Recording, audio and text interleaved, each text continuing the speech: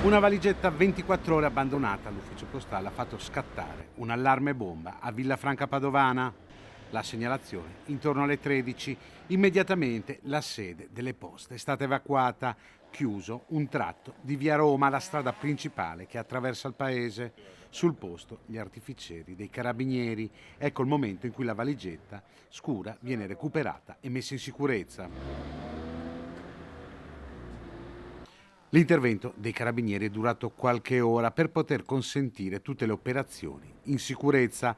Alla fine si è rivelato un falso allarme. La valigetta era vuota e il contenuto è stato verificato attraverso un'apparecchiatura scanner degli artificieri. I carabinieri stanno controllando le telecamere di videosorveglianza interne delle poste per capire a chi appartenga la valigetta, se è stata dimenticata accidentalmente o di proposito per creare allarme.